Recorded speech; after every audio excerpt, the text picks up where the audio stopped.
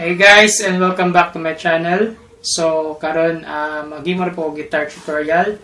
So this time ang imo guitar tutorial ang kanta nga Gugmang Giatay by Project Sandugo. So kani nga banda gikan sa Ormoc. So sa kani nga kanta, sa intro, sa verse o sa chorus is usa ka chord pattern ang gigamit. So unang chord sa chord pattern is G. Sunod kay B minor, then C,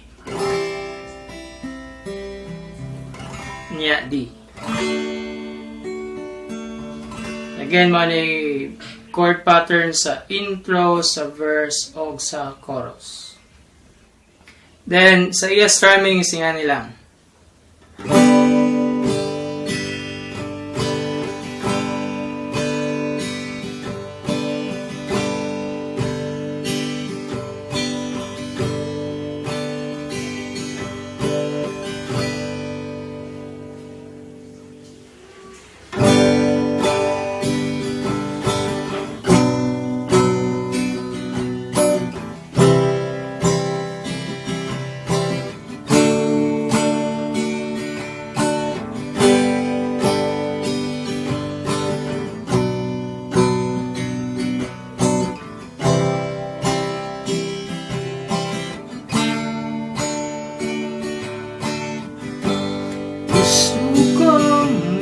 Sayran mo, matahong na bunga, ihalad ko kanimo.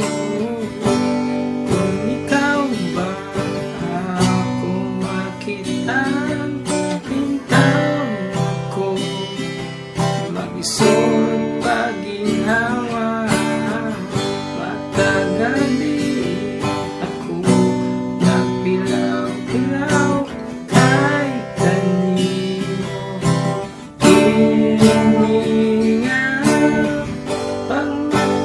Sa buntag at tanang ako sa'yo sa eskwelahan para ikaw makita. Gusto ko na di mo masayang ako masakitan. Kung may laeng pagkauban, ninga ko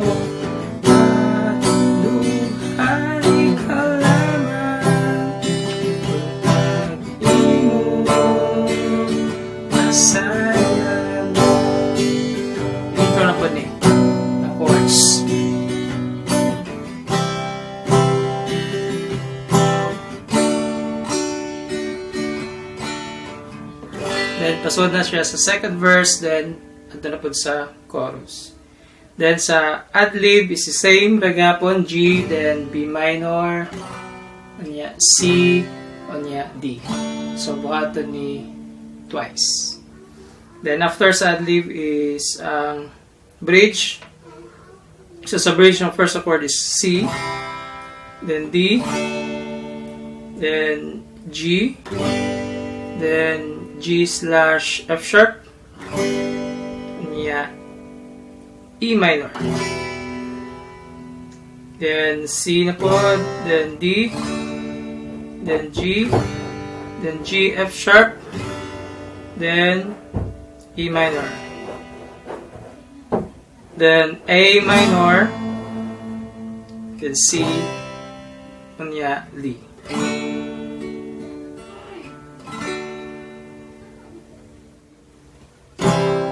Sabay sikreto nga nung naiyak ko kanino. Sabay ang aking buhat aron mo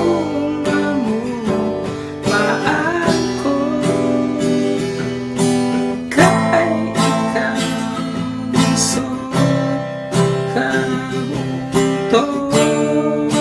Then change key. So sa change key, taas at taog 2 frets. So ang G, mahimong sa diyang A. Sunod ang B minor, mahimong C sharp minor. Ang C, mahimong D. Ang D, mahimong E.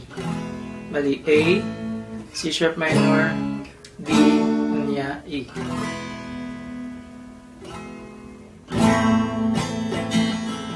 So kabuto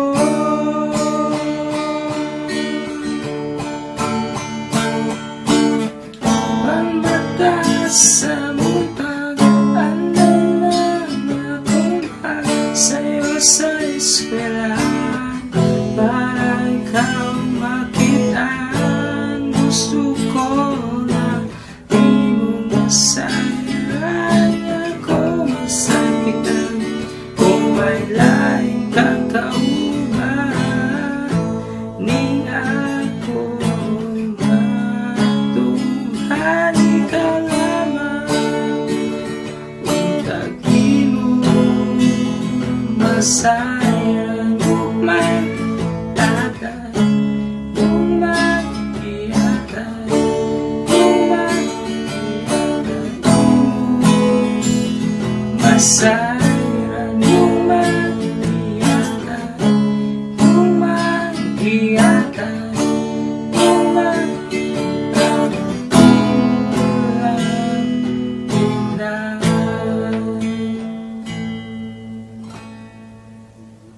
So, mao ang kantang Gugmang Giatay by Project Sandugo. So, again, kanta ni sa banda from Ormoc. So, kung gusto niyo maminaw sa kanta, search lang Gugmang Giatay, then Project Sandugo. So, magawa sila sa YouTube. So, thank you for watching, and see you next time.